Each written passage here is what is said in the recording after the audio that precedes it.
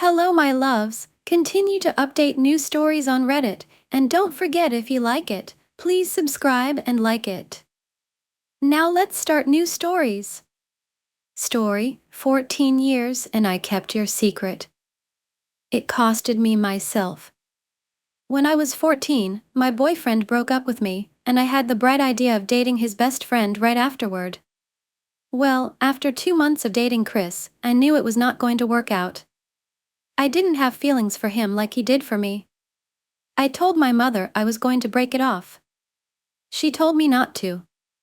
She said that Chris was a very sweet kid. And he was. He was nice, but I just didn't like him in that way. I tried to tell my mom this, but she didn't want me to make the same mistake my sister did and miss out on the nice guy. So, I kept seeing Chris a little while longer, even though I really didn't want to. It slowly got worse. My mom separated from my stepfather in 2010 and moved into the same apartment complex that Chris and his family lived in. He only lived a few doors down. I could see his apartment from my bedroom window. Mom and I moved into the apartment complex, and I started riding the bus with Chris before and after school. I made sure to always keep a smile on my face. Maybe I would learn to love him like Mom said. I used to sit in my closet and cry. I swear I hated myself. I wished I could just develop these feelings with a snap of a finger. I wished I could look this boy in his eyes without wanting to run. He would hold me and cuddle me.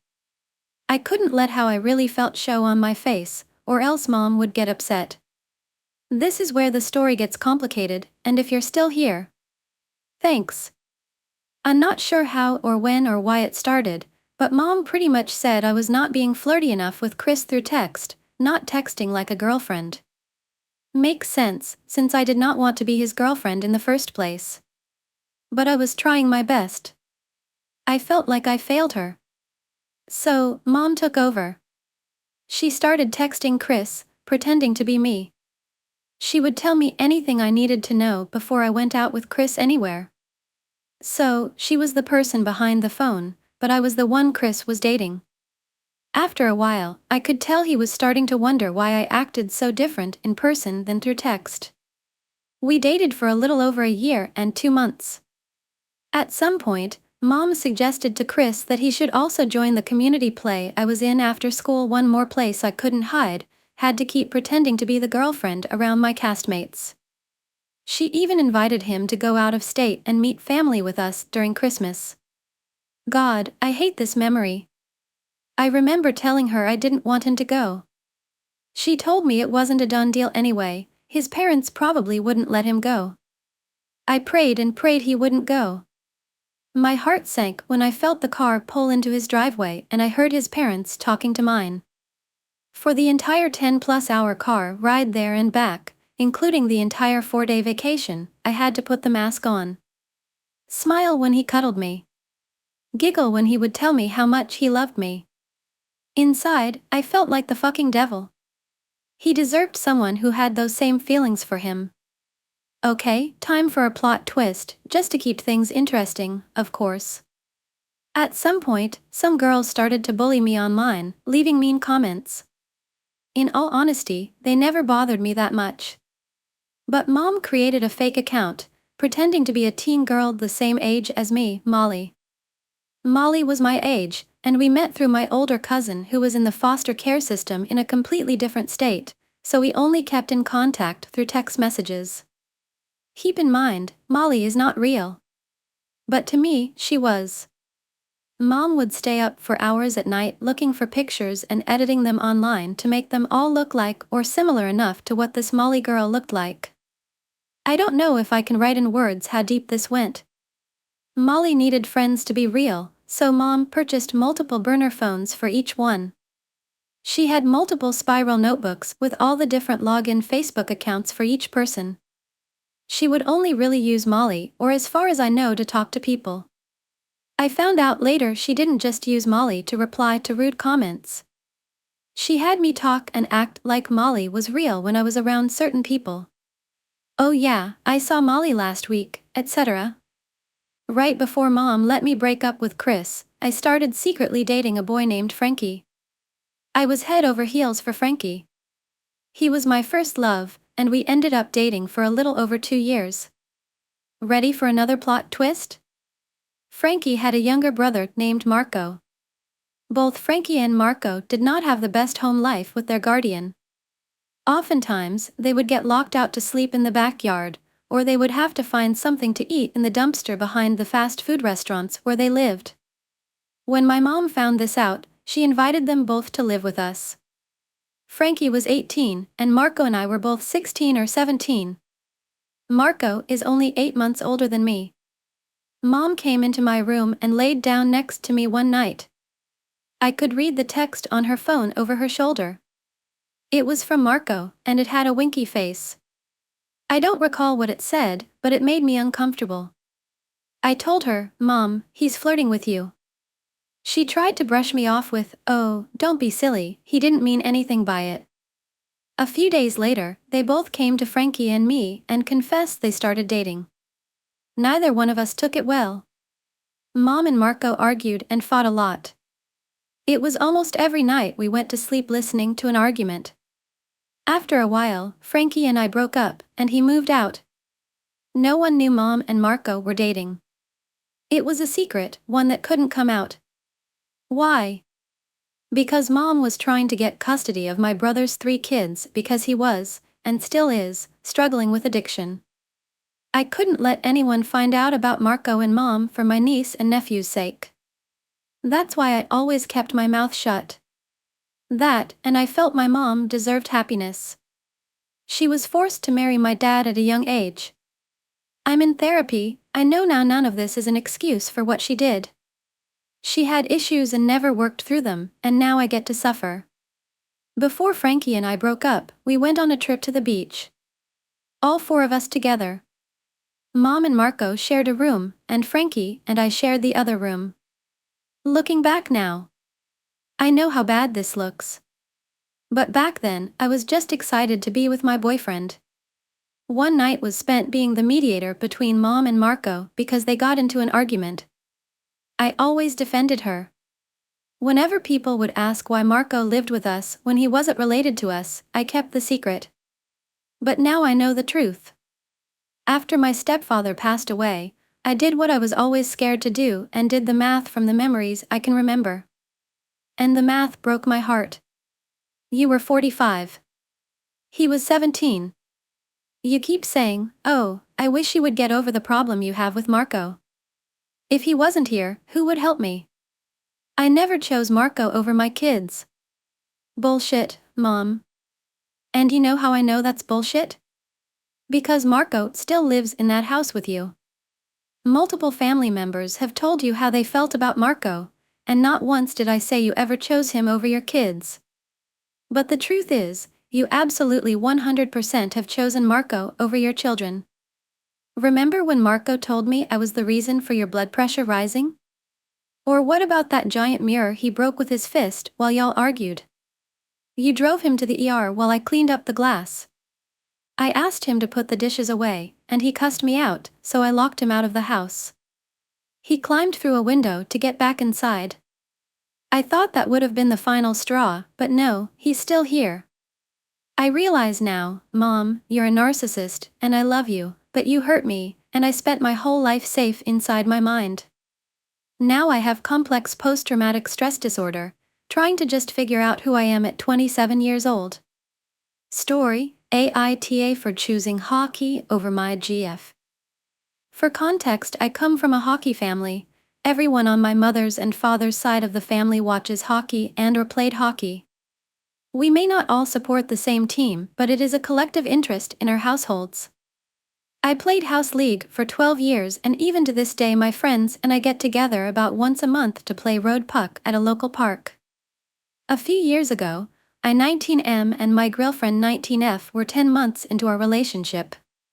We lived about 30 minutes away from each other. An epidemic had been around for about a year, but we made it work. She was talking to me about how I wasn't making very many plans or going out of my way to see her, and she was right. I've always been a very independent yet extroverted person. I loved going out, but won't make the plans to do it unless someone else does. Have no issues talking to anyone in public or speaking my mind. But when there are no plans, I have a lot of other hobbies I can do on my free time. I'm a casual gamer. I enjoy reading books, watching movies and TV shows, golfing, D&D, playing and mang, and obviously hockey. And on top of all that, I was a supervisor at my job and was in post-secondary school full-time at the time being. She, on the other hand, had no job, was in school full-time, had 2 friends outside me, had no hobbies and showed zero interest in mine. So she wanted to fill all her free time with me regardless of what I was doing. She never came out to watch or play at any of our hockey games, didn't like me playing video games, and would hang up the phone without a goodbye if she heard me playing games while talking to her. It almost felt like she didn't like me sharing my free time with things other than her. Skip to the rough patch where she's told me to make more of an effort to see her. She knows how passionate I am about hockey and playoffs are in round 1. It's the day of Game 7 for my team and I decided to act on what she said about me not making plans. So invited her over to watch the game together.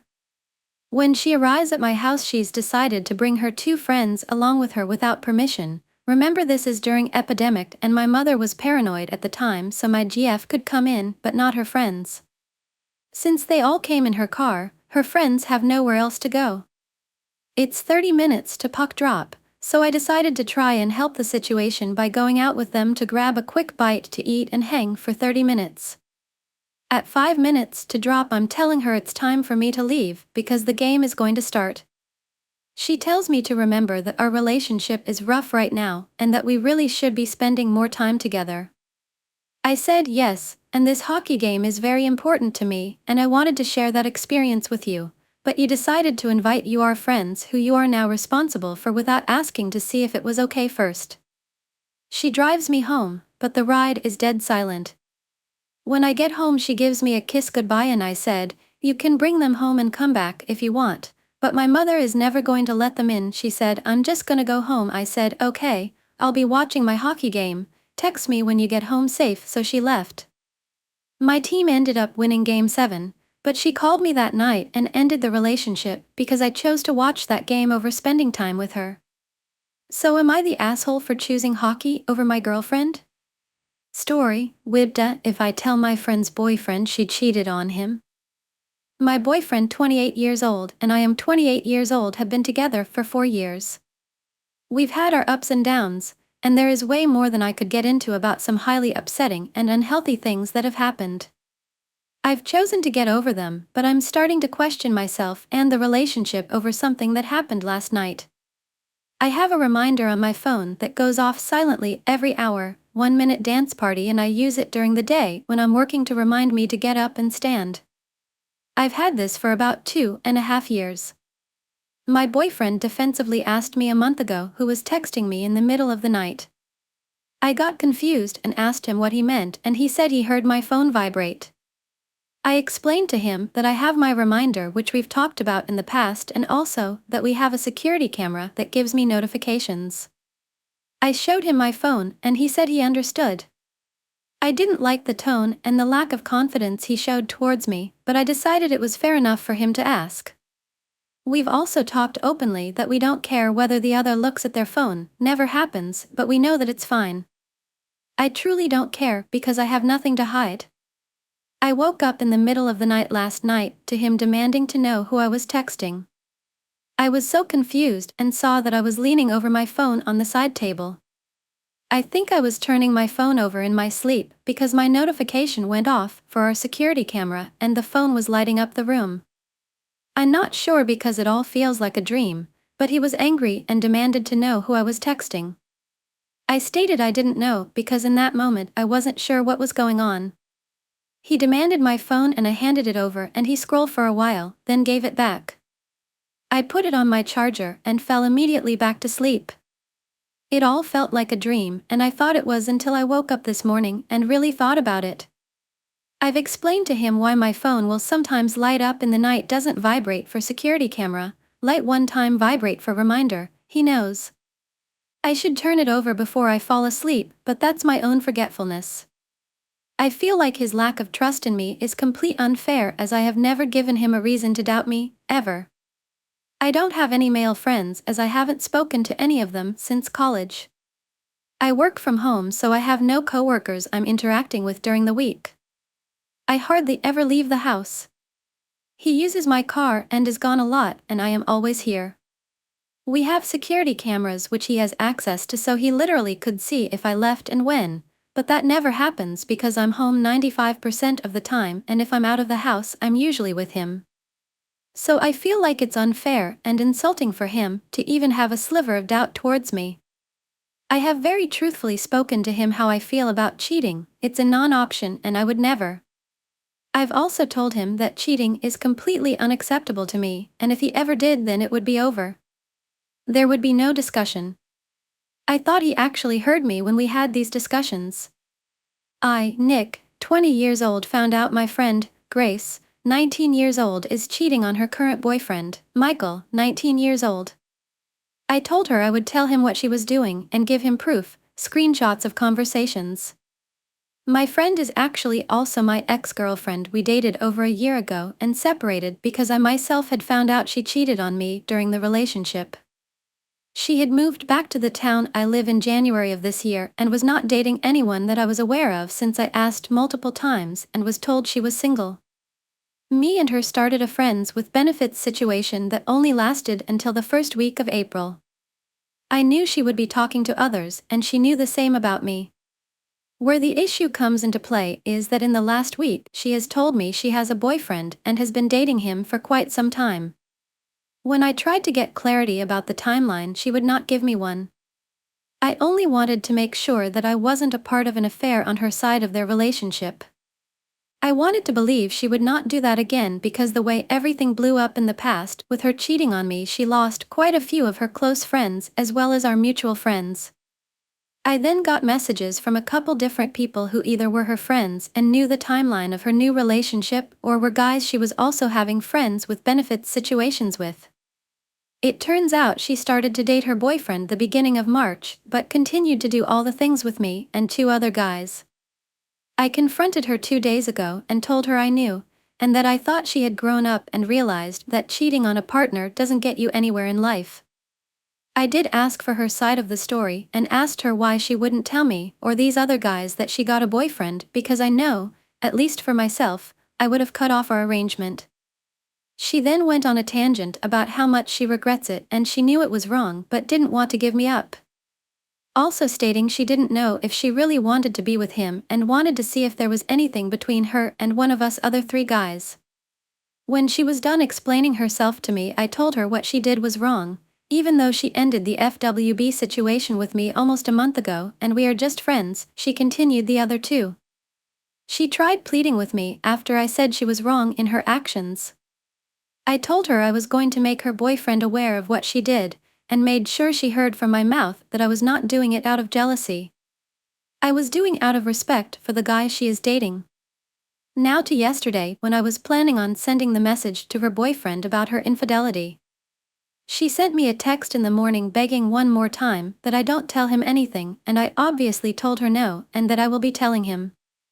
She then sent a message that if I told him, she would be kicked out of where she's living, his mother's house, and would have nowhere to go since her own mom kicked her out. While I feel horrible for her living situation, part of me still wants to tell him, but I also don't want her to be homeless and on the streets. I cannot let her stay with me because of 2 reasons. The house I live in is not mine, it is my grandparents' and I live with them. I don't think it would be appropriate. So with all that said, Wibda, if I told her boyfriend she is cheating. Story, Wibda, if I didn't let my mother walk me down the aisle. I am 22 years old, am getting married to 25 years old my fiancé's next April. We are having a very untraditional wedding, think fairies meet lightsaber, and I am super excitedly planning everything on my own because we have a small wedding budget. 59 years old, my mom was invited to be a part of the wedding planning to help me out a bit because I am chronically ill and there are some things I physically cannot do. But this has become a bit of a problem. As a bit of context, 52 years old, my dad left when I was 3. My mom raised me and my brother alone in a very impoverished community, and she always did her best to take care of us. She was always a bit controlling, but sometimes when you are a kid you need that sort of structure, so I understand looking back. But when I grew up, the controlling aspects of her personality did not stop. This all came to a bit of a head last year, when my then boyfriend and I moved in together. She insisted that we would never get married if we did this. When we got engaged 3 months later, she insisted we were taking things too fast. And got very angry at me, yelling at me for making the same mistakes she did. She had been married 3 times.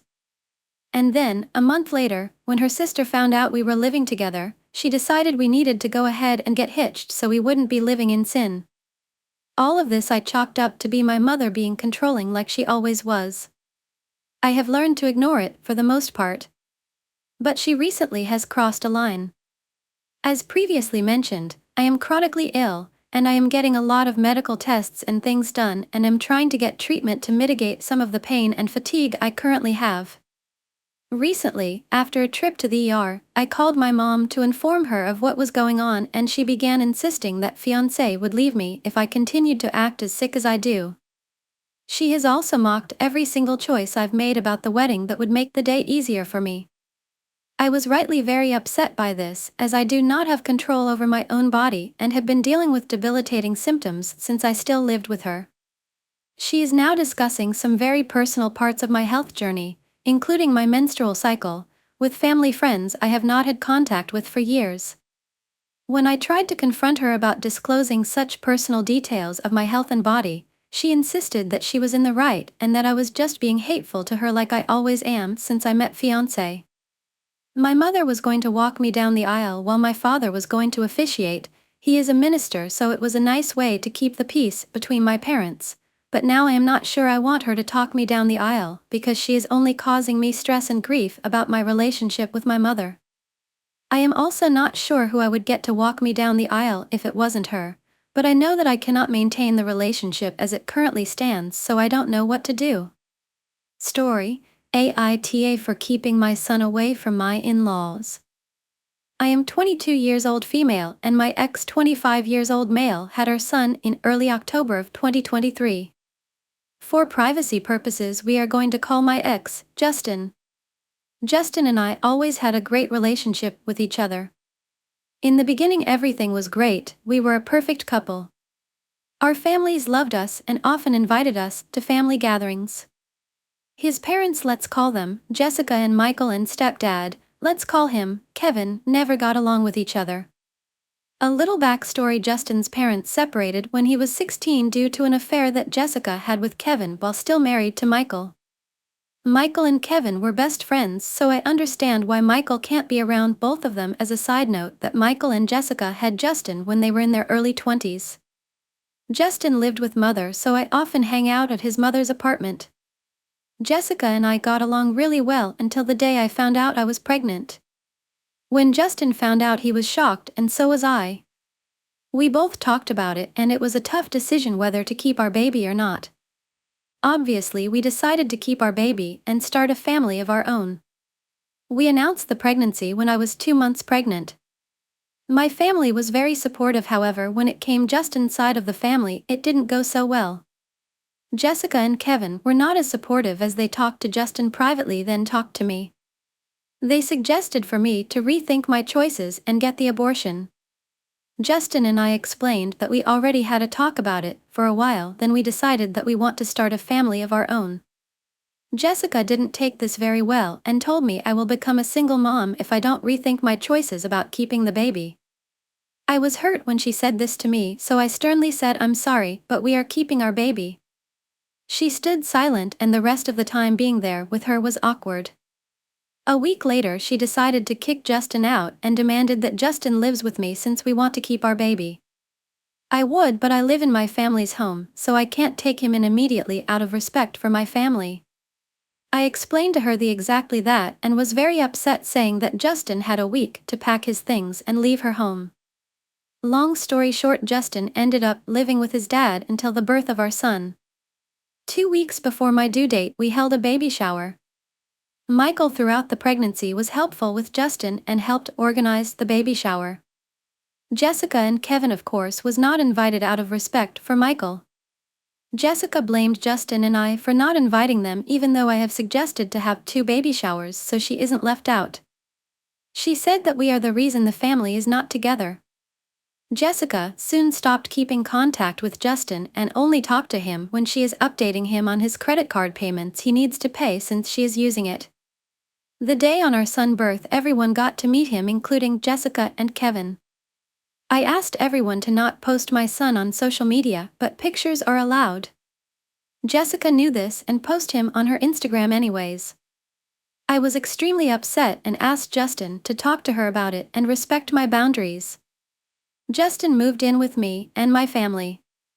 His dad and my family has done a lot for us, as it takes a village to raise a baby. My family got Justin a well-paying job, and my dad even lent him money to be certified for that well-paying job. However, Jessica still continues to disrespect my boundaries. I had some rules that baby was not allowed to go to public places until he was 6 months old, since he would be vaccinated already and getting sick wasn't a risk for him. My son was born in a cold weather month and near holidays. So I understand how going out to family gatherings with a newborn can be difficult, but I made it clear that visitation is allowed, but only family members, just that our baby cannot go out yet since he at the time wasn't vaccinated yet. The only time he will be out is when he has a doctor's visit. From there, Justin and I constantly argue about his mother, since he was always defending her, and about how he is not helping me with the baby. I developed severe postpartum depression, so I often was in a bad mood.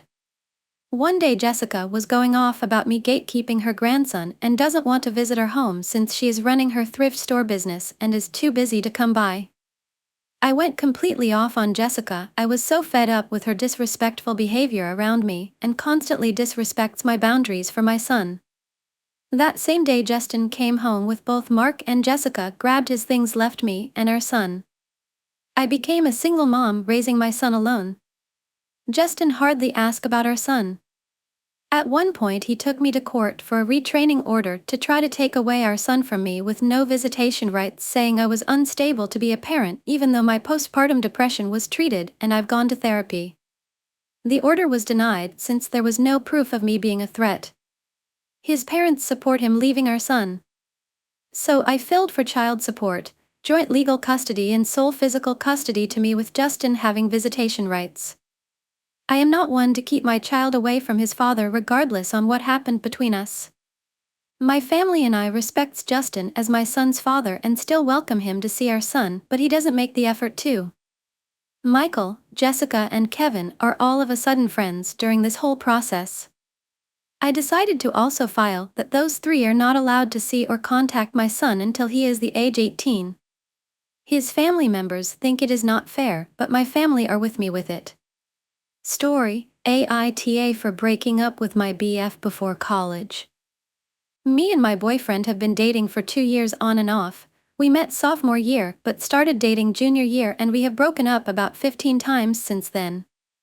It's senior year and we literally just got back together after we took a short break because of an argument that developed from me just voicing my concerns about his friendship with another girl.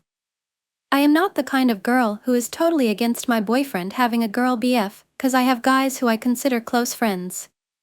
My only issue was that the girl, let's call her Sally, was actually into my BF, let's call him Josh. Apparently, since freshman year Sally and Josh have been really good friends, but they never dated. After Josh and I started dating, I realized how close Sally and him truly are. They go everywhere together, and at first I thought they were sister and brother, but nope. Anyway, I won't go into too much detail, but I wanted to go out with Josh because YK, he's my freaking boyfriend, and I just wanted it to be us because I haven't seen him in a while as a result of me preparing for college. He agreed to pick me up from my house and we would go out to lunch. By 12 p.m. he was at my house and I was heading towards the front passenger seat when the window rolled down and fucking Sally told me to go to the back. Josh never said anything about Sally coming with us, so I was shocked. Al asked her why she was here and she told me Josh called right after we got off the phone and asked if she wanted to come. He didn't even run it by me because he knew I would have said no. I told her I'm not getting in the back because this is my BF's car and usually the girlfriend would sit in the front. Josh told me to get in the back and that it wasn't a big deal. After a while I gave in 'cause Sally clearly wasn't moving. For the next 2 hours I felt like I was interrupting a date between Sally and Josh. When we were going home, Josh dropped off Sally first and came inside the house with me 'cause he clearly just wanted to have S3X. I basically told him no and that I'm really mad that he invited Sally because I just wanted it to be us.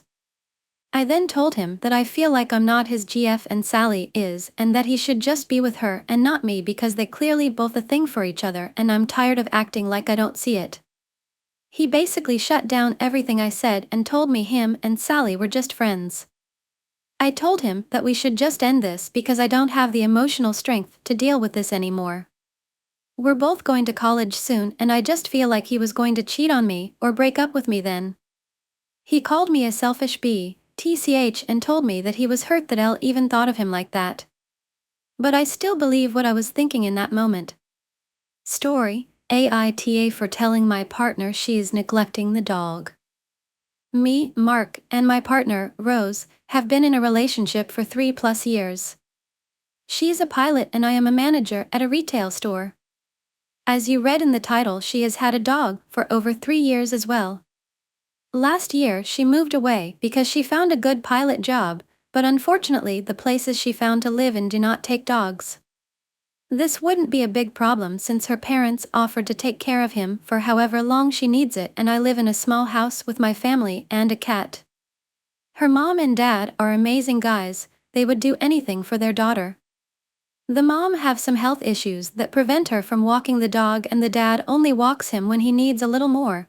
Because of this I would occasionally come and give him walk, play fetch, etc. She travels somewhat often back home to be with him and to do all the things that she has to do back home. A week ago the parents left for the cottage and the dog stayed home with the sister. This was all fine, but then I receive a message from the dad asking if I can take care of the dog for a couple of days since the sister won't be able to do so anymore. This was a Wednesday. I of course told him I could do that with no problem, so for 2 days after work I would drive to their house and walk him, take him out to play, whatever. The third day came and when I show up the sister was there, so there was no reason for me to go, but nobody told me. I was upset at my partner because for all this time that she has been gone she has left the dog to be the parents' responsibility and she wouldn't even know who the dog was staying with or what he needed. So I was upset and I tell my partner that I will take the day for me so wouldn't explode on her. Next day comes and we are texting. She asked me if I was feeling better than the day before and I say yes, but I wanted for us to have a little talk on Monday. She was coming home on the Saturday but she was going to a 2-day festival and clubbing the same night, so I say Monday for her to enjoy her weekend. She is very impatient, which is why I insist on having the talk on Monday, but it wasn't anything crazy, just a couple of things that I have noticed she was doing. She called me manipulative and trying to ruin her weekend by not telling her there, and if me asking her to look for houses was a manipulative thing, so she wouldn't enjoy her weekend. At that moment I get mad, so I explode and tell her that she has been neglecting her dog. The dog is fat because has no exercise or workout and that her priority shouldn't be a party or a festival but taking care of the dog, instead of being anxious on what to wear, being anxious on who can take care of the boy. I also said why would she get a dog if she wanted to be a pilot and leave the dog in someone's hands for half of his life. I am not proud on how I said things, but not the meaning of what I said. She always pressures me until I say things I don't want to. Now this sparked a massive fight of her excusing herself, but not taking ownership or acknowledging that things have to be done better. All this was so easy to say in a calm manner, but when my partner points fingers at me and call me names is when I lose my cool, and she knows it very well. So what was going to be a nothing crazy is on the verge of a breakup. Story, AITA for asserting my boundaries of having my own space. I am 32 years old, and my husband is 36-year-old. We have been married for almost 3 years, and we are both Muslims. 4 days ago, I found out I was 12 to 15 weeks pregnant, and 2 days ago, I told my husband. His immediate reaction was to negate what I said and tell me that he will not accept this. He threw the clinic papers on the table and continued to say he was not going to accept this because he is not ready and he was not going to be a part of it at all. He then demanded I go get the abortion pill, and when I did not say anything because I was already crying, he demanded I go get an abortion. I ended up going out because I was really hungry. He ended up falling asleep, and after I came home, I went to bed. The next morning, I woke up for work, and as soon as I was walking out the door, he got up really fast to tell me he was going to pick me up from work to go to the clinic and take care of this as soon as possible. I told him I didn't want to talk about this right now, and I needed to leave for work. He complained and said, "How can you leave me hanging like this?" I told him I didn't want to talk about that now and left for work. Later that day, he asked me to meet him in a public place to talk. I told him I was working until later, and I was too tired, and I wanted to go home right away. He said, okay, and waited for me to get home to talk, and he wanted to talk fast because he had to go somewhere. When we started talking, he basically started off by saying this is not what he expected, that he never agreed to have children right now, and that he was not okay with this because he was not ready. He also continued by saying he had not ended his business inside for a long time now, and that I was deceiving him because he trusted me taking birth control. I told him that in the beginning of our marriage, we agreed to be careful about having kids, but we were also aware they could happen anytime regardless. I have been on birth control consistently for this whole time. I did switch methods at some point, and only recently, my husband started wearing condoms, but not consistently. I do know for a fact that he would sometimes end his business inside. It happened a couple of times, but it did, and most of the time we were together, we didn't wear anything, even if he ended up outside. He is blaming me for the whole situation, and when I confronted him about trying to take me to the clinic, he was dumbfounded and said he wanted to take me to get another test. For reference, I showed him a home test and the clinic test. When I confronted him about it, and asked if he thought I was lying after I gave him a clinic test, he said he was okay with the test I gave him and dropped the clinic issue. When I confronted him about demanding an abortion, he said he wasn't trying to force me to do it, but he also said that if I continued with the pregnancy, I was going to be responsible for the consequences because he wasn't having this situation. He said that he didn't want to have babies if we might move countries. I told him that we can bring our baby anywhere, and we had already had plans to move, so it wouldn't be any change to our plans, and we can rearrange details. He also said that the bottom line was that if I wanted to be with him, we had to push this to the side. He said this pregnancy would break him and ruin everything for us and doom our lives in every way. When I asked him to clarify what he meant, I told him that per his words, there were two paths. If I want to be with him, I must get rid of it. If I don't, he would neglect any responsibility and would not be a part of anything moving forward, meaning he would also abandon me. He tried to tell me that's not what he meant, and I asked him what would happen if I made up my mind and chose to follow through. He said he wasn't sure. He said this is the best for us and our lives, and maybe later, we can have other kids since we are both healthy. For reference, we have been married for 3 years, and we are both Muslims. He did mention that it was allowed to carry out the procedure as long as I am under 4 months, but that's under extreme circumstances where there is something wrong with the pregnancy, not just for any reason. I told him that for us, babies are considered blessings, and they always come with sustenance, but he laughed sarcastically and said, this was not the type of blessing he wanted. That he wanted kids, but years later, maybe after 3 years, once we both have our citizenships. His would take about 1 to 2 years from now, because I have to fix mine and request him. He said after this happened, then we could both see where our relationship stands and decide on kids. He has been acting like I am not pregnant and like life goes on, but he said that my choice will either make things work or crush them. I have also been under a lot of stress working extra hours to pay off money I had to borrow for emergencies, so I don't have money to spare for food right now, and he is not worried to ask if I eat or not. I haven't had more than 2 eggs a day for the last 3 days and I feel really tired. He doesn't want anyone to know and he is pretending that this situation does not exist. I'm so exhausted.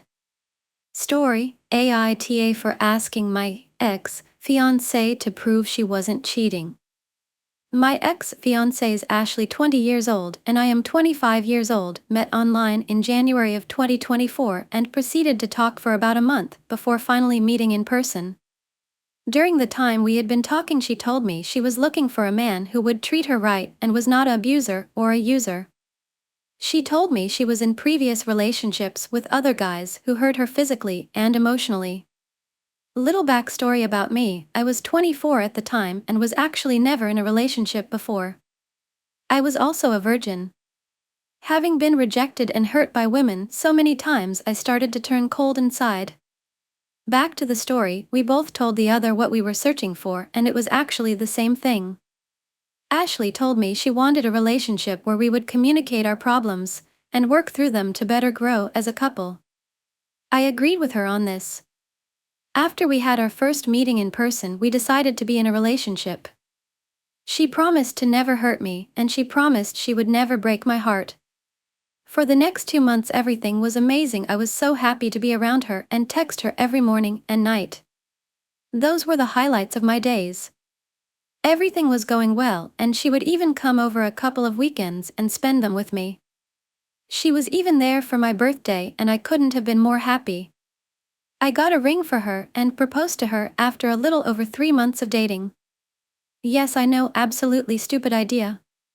We had a couple of small arguments but managed to push through it and grew as a couple. She was in a vocational school learning a trade at the time.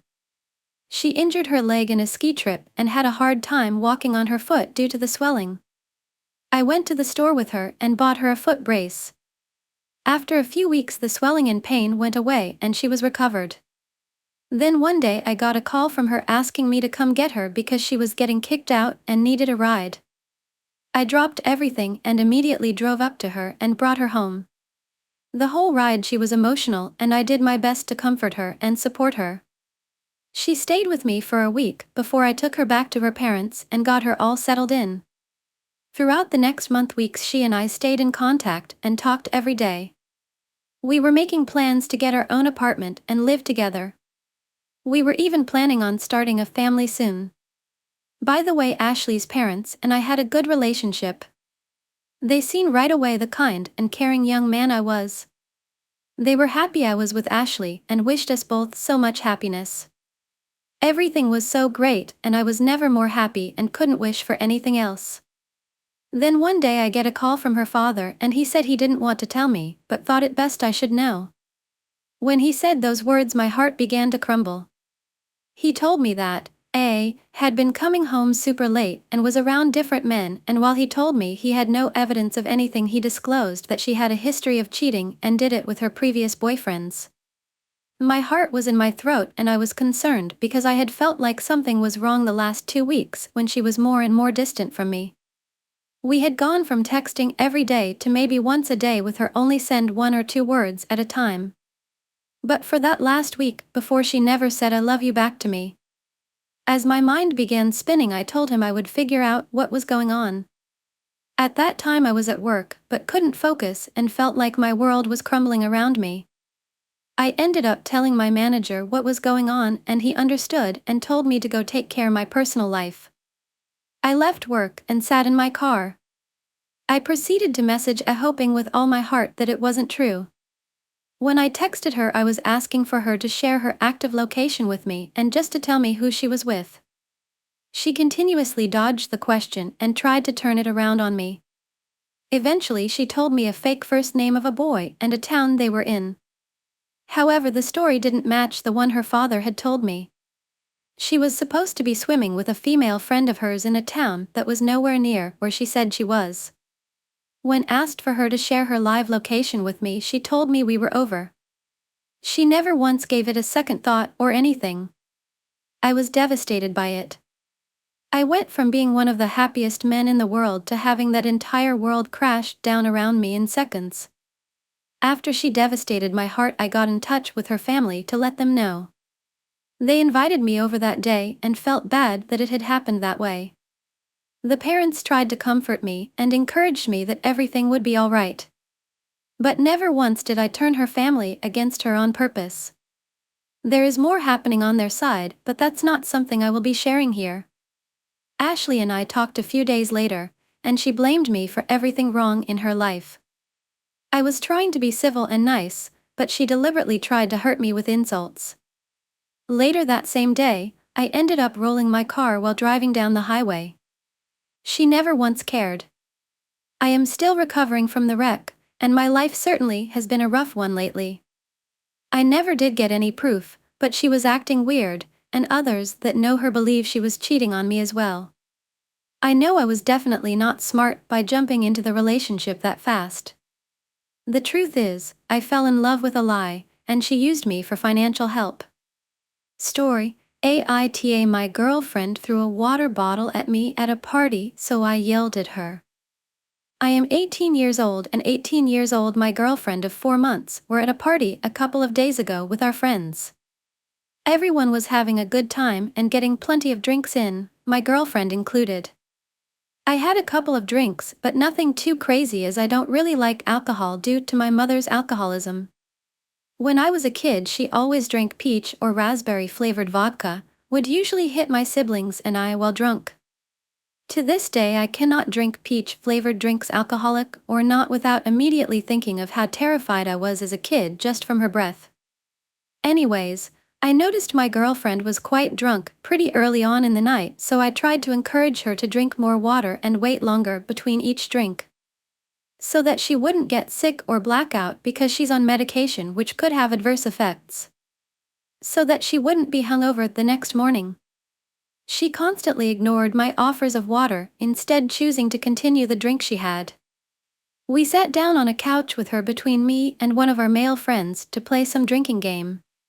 She had handed me her drink to put on shelf, and when she asked for it back I refused, stating that I wouldn't let her have it until she finished the water I had given her barely drank out of at that point. She gave me the puppy dog eyes, and seeing as that didn't work she got mad at me and stopped leaning on me and starting leaning on our friend next to her.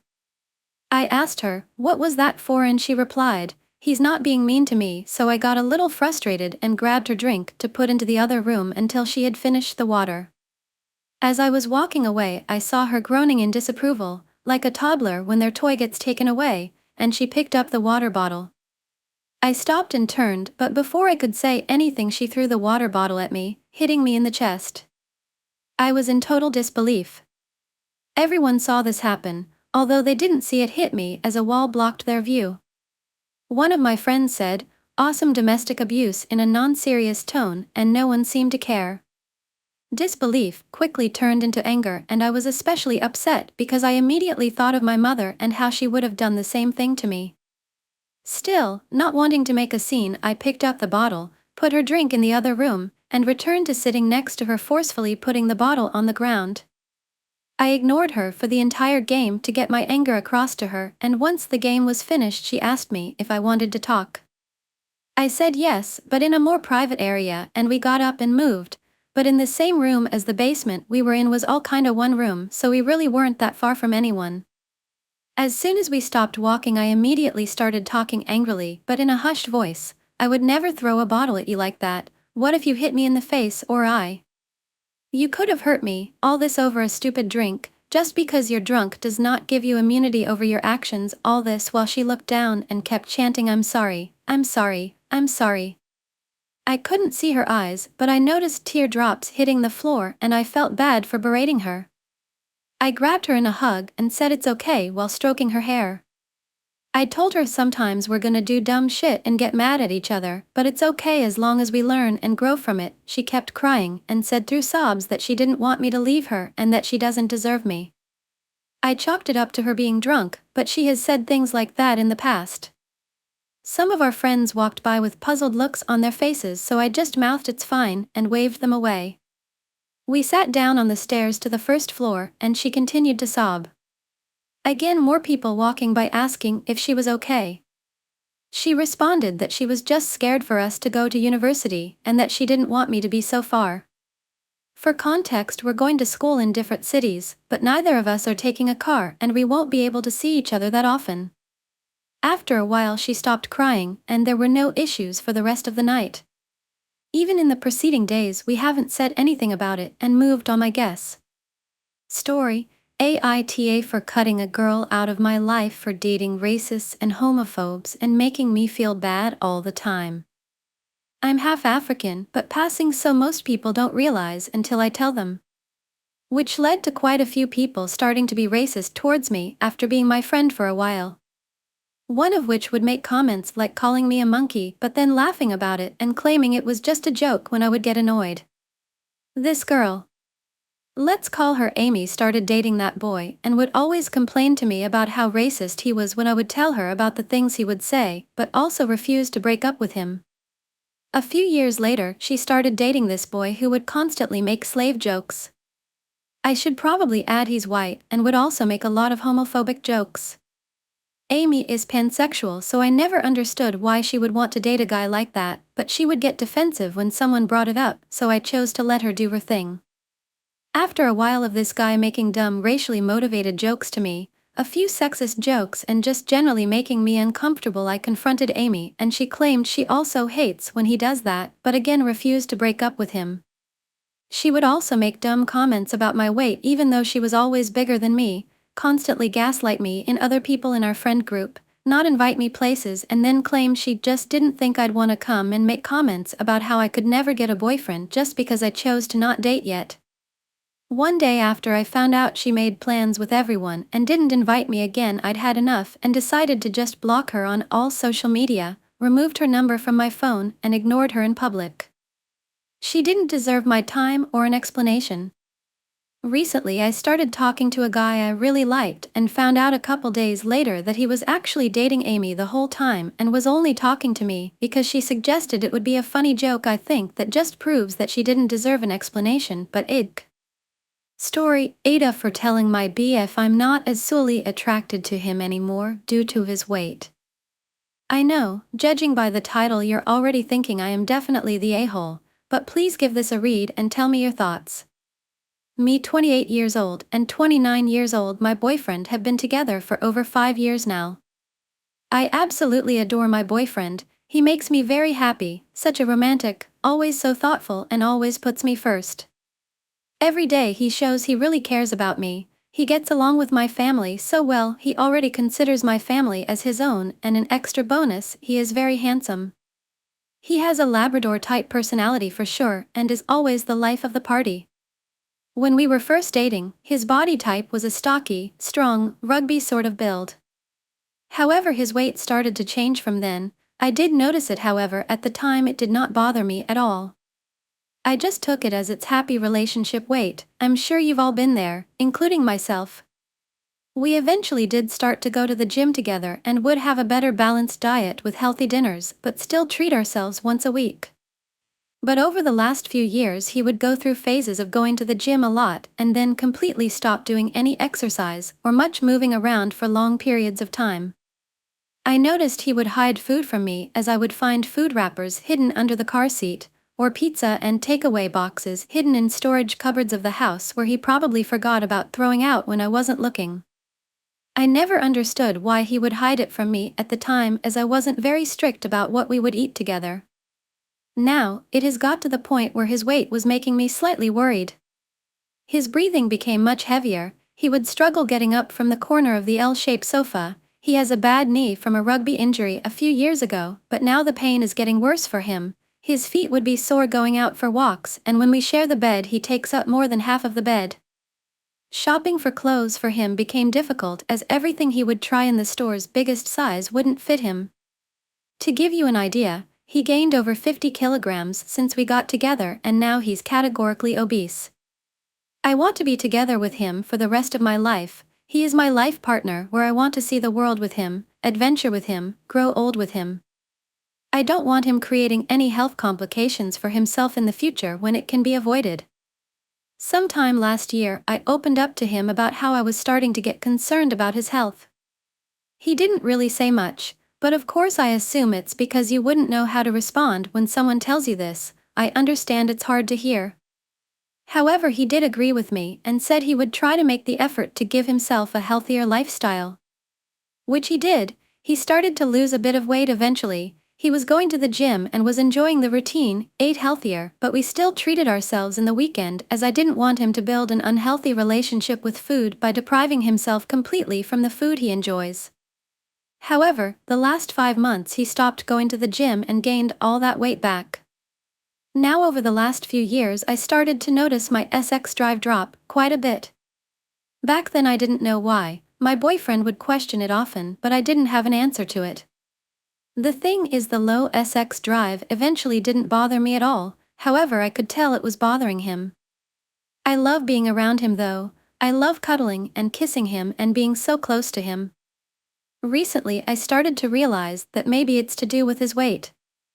I would try ignore it and overlook it as I didn't want to affect our relationship over this one reason, especially as he is so wonderful. Last night he tried to do the deed with me in bed, but I couldn't get turned on, no matter how much I tried. We stopped as he noticed and then we went to sleep. I could tell the next day he was a bit upset, so I said let's talk about it. Eventually in the conversation I admitted his weight gain is worrying me, and that may also impact why I'm not as silly attracted to him as I used to. This was very difficult for me to say, and it made me so sad to admit it out loud. But I thought I had to tell him the truth. I know sex is a big part of a relationship, and I am so scared of losing him if he ever considered leaving me because of our low sex life. At the time I thought telling him the truth about it can make him realize that there is some hope to our *X life and it is possible for it to improve. I know he is distraught, but he told me he will make the effort again to lose some weight and create a better lifestyle for him. But I think I completely ruined his confidence, as now he's calling himself fat, disgusting, ugly. This breaks my heart and I know it's all my fault. I assure him how handsome and amazing he is, but I don't think that's enough. Story: AITA for making my fiancé and I move away from his parents. I am 18 years old and recently moved up north to live full-time with my then long-distance 20-year-old boyfriend. Shortly after I moved up, he proposed. His parents offered us the opportunity to live with them while we plan the wedding and become more financially stable. We decided to accept their offer because apartment prices are insane right now, but we have to follow their strict rules for the time being. The most important one, and relevant to this story, is that we are not allowed to sleep in the same room or lie down next to each other under any circumstances. We decided to endure this for a few months because of the tough economy. Everything was going okay, but I always felt his parents were overbearing and very manipulative. They make promises to help us out of the kindness of their hearts, but there's always a catch. My fiancé's father, a retired cop and current lawyer who is also a hardcore Mormon, is a difficult person to be around. His mother means well but tries too hard to please her husband, which makes her manipulative and selfish as well. For the past few months, they have been trying to convince us to stay near them when we move out, even offering to buy us the house we want. I never thought this was a good idea because I know their intentions aren't genuine. Unfortunately, my fiancé is easily manipulated and believes everything his parents say. Now, here's where the drama started.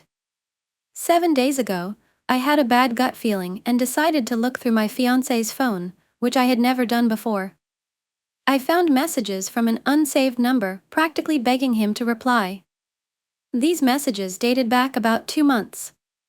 Alarmed, I managed to find this person's full name, email, and address.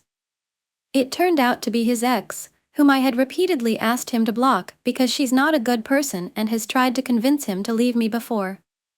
Their relationship was twisted and unhealthy. She cheated on him and manipulated him throughout. After a lot of questioning and investigating, I got the full story. My fiancé was cheating on me with her for the first 6 months of our relationship, and he continued communicating with her every few months up until May of this year. Thankfully, the flirting had stopped early on, but she continued to message him throughout our relationship. He only answered when she would ask about us. He claimed he did it to prove he was doing well without her. This was still unacceptable to me, especially since I had set clear boundaries about this person. After seeking advice from everyone I know and reading countless books on forgiveness and healing, I decided to give him another chance. You can criticize me and tell me to leave him, but when you're in my position, Ending a relationship I've invested so much in isn't easy. We've both grown a lot since we first met, and I believe he has changed for the better. Moving on to what happened next, the night after I found out about all this, I was still shaken and asked my fiancé to stay in my room until I fell asleep because I didn't trust myself to be alone. I couldn't stop crying until around 1:20 a.m. and fell asleep 10 minutes later. At 1:45 a.m., I heard yelling and immediately woke up. It turned out my fiancé's dad had found him sitting in my room and assumed we were having intercourse, which he adamantly disallows. What scared me was how he began accusing my fiancé of being a pervert and shamed him for not being able to keep his penis away from me. This terrified me because we've never had intercourse in their house and have never given his father any reason to think otherwise. It made me think he had been fantasizing about catching us or something. After more yelling, we all went back to our rooms and went to sleep. The next day, when my fiancé returned from work, his mother asked if we had found an apartment yet. We hadn't, and when asked why she thought that, she said his father planned to give us a week to pack and leave. My fiancé was upset and unsure what to do, so I decided we should start packing. I called my mom, explained the situation, and she said she had a place for us to stay and would come to help us pack as soon as we were ready. With this support, I told my fiancé that if his parents threatened to kick us out, we would leave the state and live near my parents instead. Fortunately, he respects my decisions and immediately started helping me pack. His mom happened to walk past our room and saw us packing, so she asked where we planned to go. My fiancé told her that we were done with their toxic behaviors and we have decided to leave and break contact with them. She immediately started screaming and calling him vulgar names. I'm assuming she was just upset to hear that her son would be moving states away. She ended up leaving in tears. Later that night, his parents called us into the living room and announced they had changed their minds and wouldn't kick us out after all. Personally, I believe they only did this after realizing they would lose control over us, so I wasn't convinced. I told my fiancé we should still leave. He's understandably stressed and upset, but I'm struggling to heal after what he did to me. We need to work together to find a way forward, but I don't see how we can do that if his parents won't even allow us to hug. Bye and see you again in the next videos and stories.